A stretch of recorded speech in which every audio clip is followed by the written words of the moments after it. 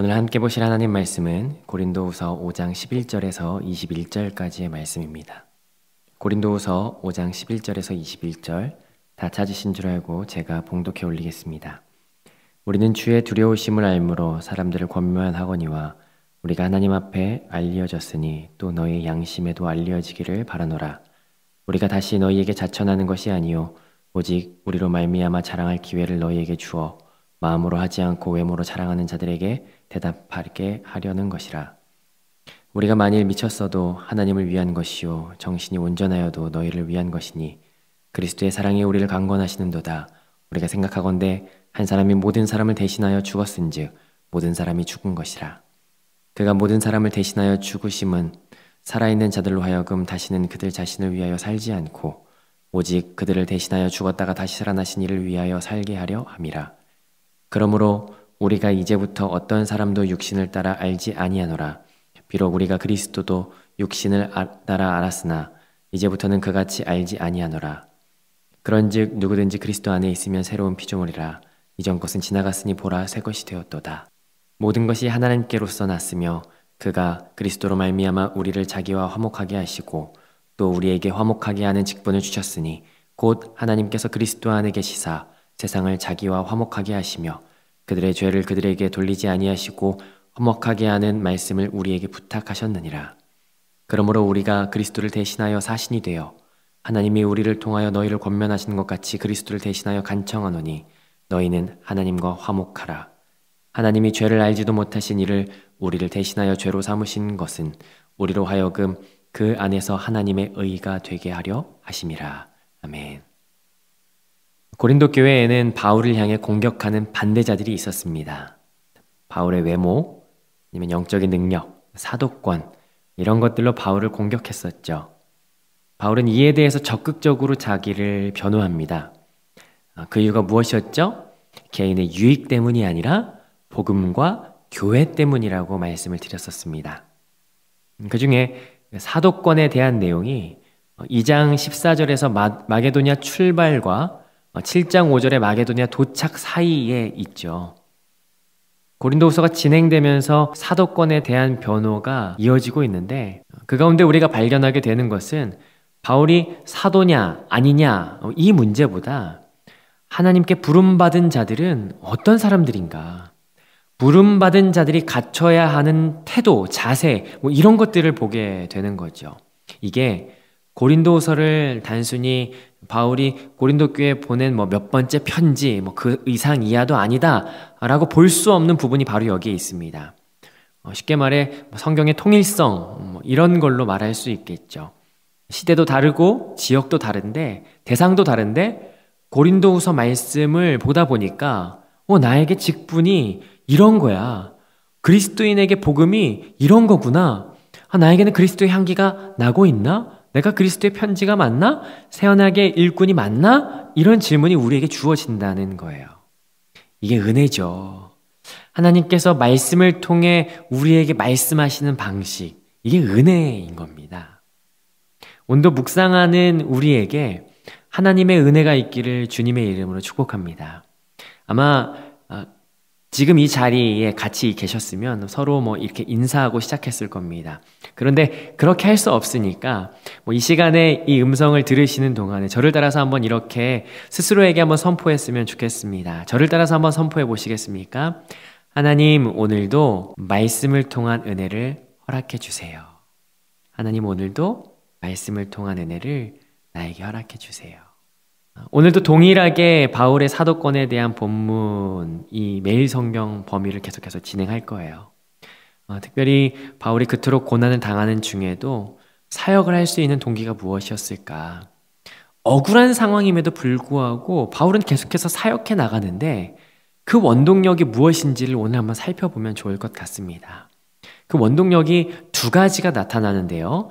첫 번째는 오늘 본문 11절에 나타납니다. 11절 저와 같이 읽어보겠습니다. 시작. 우리는 주의 두려우심을 알므로 사람들을 권면하거니와 우리가 하나님 앞에 알리어졌으니 또 너희의 양심에도 알리어지기를 바라노라. 첫 번째 동기는요, 주의 두려우심, 이것이요 바울의 사역의 동기이자 원동력이었습니다. 하나님을 향할 때 바울에게는 두려움이 있었어요. 그래서 그 사람들을 권면할 수 있었던 거죠. 복음을 전할 수 있었던 거예요. 그런데 두렵기 때문에 사역한다? 이렇게 말하면 좀 아쉽습니다.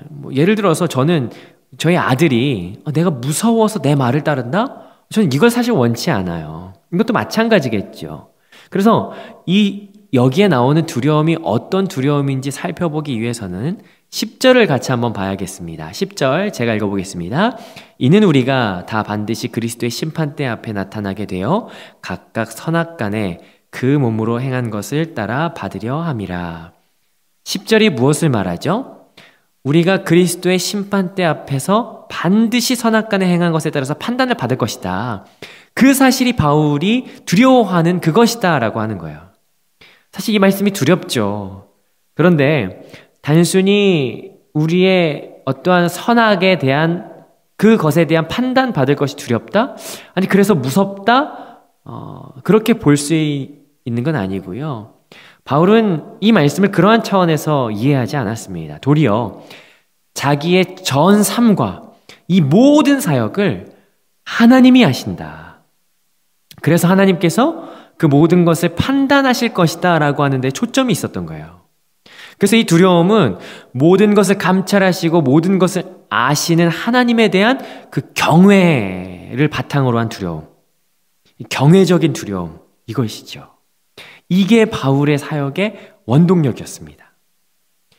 저는 우리도 이 마음이 우리 가운데 있어야 된다라고 생각해요.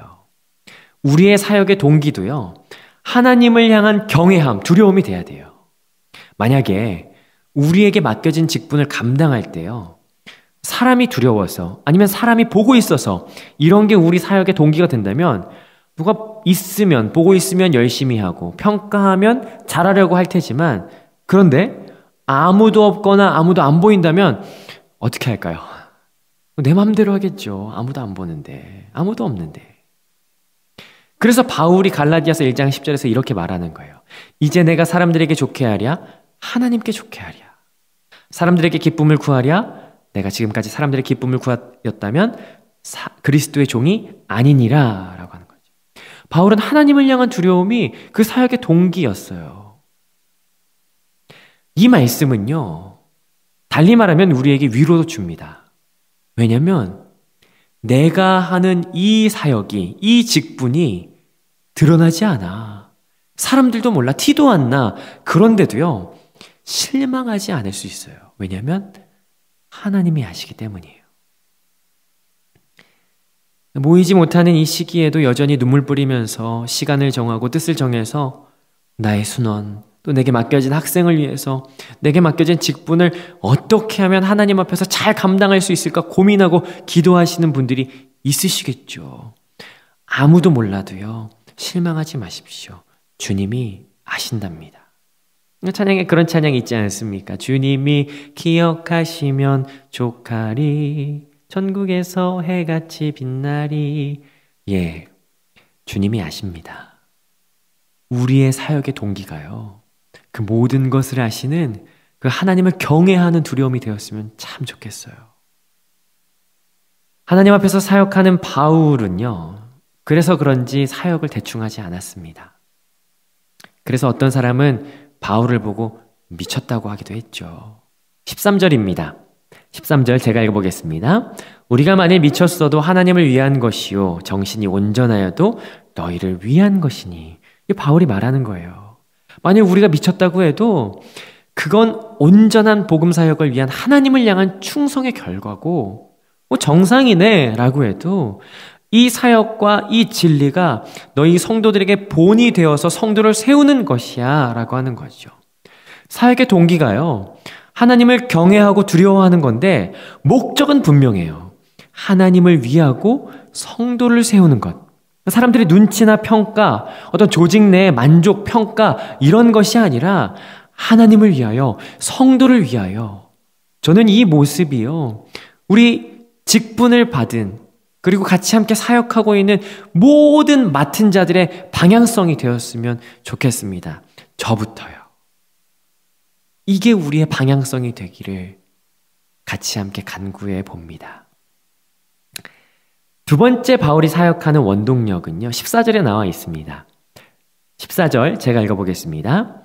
그리스도의 사랑이 우리를 강권하시는도다. 우리가 생각하건대 한 사람이 모든 사람을 대신하여 죽었은즉 모든 사람이 죽은 것이라.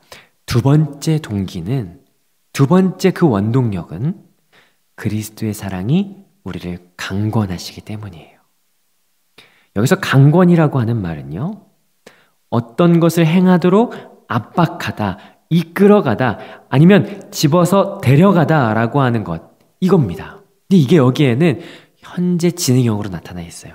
한 번 이끌어가지 않아요. 계속해서 지금까지 이끌어가고 있는 것, 계속해서 집어서 데려가는 것을 의미하는 거죠. 그리고 그리스도의 사랑은 무엇을 이야기합니까? 14절 하반절에 나타나는데요, 모든 사람을 대신하여 죽은 것, 이것을 의미하는 거예요. 바울은 여기서 이 죽다라고 하는 단어의 형태를요, 바울 서신에서 예수 그리스도의 십자가 사건에만 사용합니다. 로마서 말씀에 의하면 혹여 많은 사람을 위해서 목숨을 버리는 용감한 사람이 간혹 있을 수 있습니다. 그러나 죄인된 모든 사람을 대신해서 죽은 유일한 이는 예수 그리스도밖에 없다는 사실이에요. 여기서 말하는 그리스도의 사랑이요, 그걸 말하는 겁니다. 예수 그리스도의 십자가. 바울의 사역을 살펴보면 얼마나 미련합니까? 맨날 맞고 맨날 부서지고 깨지고, 그런데도요, 뻔히 아는데도, 맞을 거 뻔히 아는데도 사역을 감당해내요. 직분을 감당해내요. 그거 왜 그런지 아십니까? 그보다 그리스도의 사랑이 더 컸기 때문이에요. 그 사랑에 사로잡혔기 때문입니다. 저는 우리 사역의 동기, 직분을 감당하는 그 이유가 여기에서 출발했으면 좋겠습니다. 아무도 알아주지 않아도, 조금 손해봐도 내가 주님을 사랑하는 것 때문에, 아니 그 이전에 주님이 먼저 날 사랑하신 그 사랑 때문에, 찬송가에 그런 찬송이 있지 않습니까? 주의 사랑의 줄로 나를 굳게 잡아 매소서. 그리스도의 사랑이 나를 강권하셔서 오늘 그 사로잡히는 역사가 우리 가운데 있기를 주님의 이름으로 축복합니다. 그렇게 그 사랑의 메인 성도는요, 더 이상 이전의 내가 아니죠. 비포와 애프터가 분명한 사람입니다. 그래서 우리가 잘 아는 구절이 여기에 등장하죠. 17절입니다. 그런즉 누구든지 그리스도 안에 있으면 새로운 피조물이라. 이전 것은 지나갔으니 보라 새 것이 되었도다. 아멘. 새롭게 되는 것. 이전에도 나름의 목적과 목표에 따라서 살았어요. 그런데 그리스도 안에 있으면 새로운 창조물, 피조물이 되는 거예요. 방향과 목적이 완전히 새로워지는 거죠. 이전에는 내가 목표와 방향이었는데 그리스도 안에 있으면, 요한복음 15장 말씀에 의하면요, 나는 포도나무여 너희는 가지니 내가 그 안에, 그가 내 안에 거하면 방향성이 완전히 달라지게 되는 것, 하나님 나라를 향해서 달려가게 되는 게요, 목적이 된다라는 사실이죠. 그렇게 됐을 때 하게 되는 사역이 무엇입니까? 그리스도 안에서 하나님을 경외하는 두려움이, 그리스도의 사랑이 사역의 동기가 되고 발단이 되어서 우리가 해야 하는 사역이 무엇입니까? 오늘 이하 본문이 이야기하죠. 화목하게 하는 직분입니다. 우리는 예수님께서 죄된 우리의 담을 허셔서 하나님과 화목하게 되는 것을 경험하였어요. 그런데 그게 끝이 아니죠. 동일하게 19절에서는 화목하게 하는 말씀을 우리에게 부탁하시고, 20절에서는 우리를 통하여 그리스도를 대신하여 간청하는 사역, 그것은 우리가 하나님과 화목하게 되었듯이 하나님과 저들이 화목하게 되는 사역을 20절 표현에 의하면요, 사신이 되는 사역을 우리가 해야 된다는 사실이에요. 여기서 사신이라고 하는 것은요, 한 나라를 대표하는 대사를 말하는 거예요. 하나님 나라의 대리자, 대사가 되는 것, 그것이 우리가 해야 되는 사역이라는 사실입니다. 이건 창세기 3장에서 하나님께서 사람을 창조하시고 하나님을 그 하나님의 형상대로 지으신 목적과도 일치하는 거예요. 천사도 흠모할 만한 주님께서 부탁하시는 그 일, 그 사역, 화목하게 하는 그 사역이 우리가 해야 되는 사역이라는 거죠. 사도행전 2장에 보면요, 성령 강림으로 말미암아 정말 폭발적인 역사가 일어났어요. 그런데 사도행전 6장 7장에 가니까 그 결과는 스데반의 순교였습니다. 그리고 다 흩어지게 되었습니다. 절망적일 수밖에 없는 상황이었죠. 그런데 진짜 사도행전은 여기서부터 시작돼요. 뿔뿔이 다 흩어진 곳에서 흩어진 자들이 하나님과 세상이 화목하게 하는 역할을 감당하기 시작합니다. 그 결과 곳곳에 교회가 세워지고 그리스도를 아는 자들이 숱하게 일어나기 시작하는 거예요. 이 시기에 하나님께서 이 상황을 모르지 않으십니다. 아이쿠, 니네 질병 때문에 예배 못 드리고 있었니? 하나님 이러지 않으세요. 하나님께서 이 상황을 아세요. 하나님께서 우리를 가정으로 그리고 각자의 처서로 우리가 홀로 흩어지게 하시는 이유와 목적, 하나님의 계획은 분명하게 알 수 없지만, 그러나 확실한 것은요, 흩어진 상황 가운데서도 우리가 화목하게 하는 사역을 위임받은 자들이라는 것, 그리고 그 사역이 여전히 우리의 속한 자리, 삶의 영역 가운데 계속되어져야 된다는 것은요, 분명하다는 사실입니다. 이번 주 명절이죠. 가족이 모인 곳도 있고 모이지 못하는 곳도 있을 겁니다. 하지만 저는 하나님과 화목하게 하는 이 사역이요, 여러분의 가정 가운데 있기를 축복해요. 예수 그리스도의 사랑의 메인 나로 인해서, 하나님을 두려워함으로 경외하는 나로 인해서 하나님과 화목하게 하는 그 열매들이요, 가정 안에 있기를 그렇게 축복합니다. 사랑하는 남산교회 성도 여러분, 주님께서 우리를 부르셨죠. 그 주님 앞에서 우리가 살고 주님 앞에서 사역했으면 좋겠습니다. 그럴 때 우리가 나중에 모든 것 아시는 그 주님 앞에 갔을 때 주님께서, 야, 그때 내가 봤어. 아무도 안 보는데 그때 2020년 그 코로나가 빈번하게 퍼져 있는, 아무도 안 보는 홀로 있는 그 상황에서 네가 내 앞에서 사역했던 거, 내 앞에서 행하였던 거 내가 알아. 그 가운데서도 네가 나에게 나의 사랑 안에 거했었지. 나의 사랑에 매였었지. 또 고난 가운데서도 나를 두려워하는 경외함으로 그렇게 살았었지. 너 그 가운데서도 화목하게 하는 사역을 감당했지. 그런 칭찬받는 저와 여러분 되시기를 주님의 이름으로 축복합니다. 기도하겠습니다. 하나님 감사합니다. 오늘 우리를 부르신 이유가, 우리가 사역할 수 있는 동기와 원동력이 하나님을 두려워하는 경외함, 그리고 하나님께 사로잡힌 그 사랑, 주님의 사랑 안에 거하는 그것 때문에 하나님, 우리가 사역할 수 있음을 보게 됩니다. 하나님, 우리가 그것들로 사역할 수 있게, 우리가 그것들로 주님 앞에 서 있을 수 있도록 하나님, 우리 가운데 하나님을 두려워하는 경외함, 그리고 하나님의 사랑 안에 거하는 것이 오늘 새롭게 되는 역사가 우리 가운데 있게 하여 주시옵소서. 그래서 하나님, 우리가 화목하게 하는 그 사역을 감당하게 하여 주시옵소서. 연약하나 부족하나 특별히 우리의 가정과 내가 속해 있는, 흩어져 있는 모든 영역 가운데 하나님, 화목하게 하는 사신으로서의 사명을 감당할 수 있도록 하나님, 우리에게 힘과 능력과 지혜를 더하여 주시옵소서. 그렇게 행하실 주님을 찬양합니다. 감사드리며 예수님의 이름으로 기도드렸습니다. 아멘.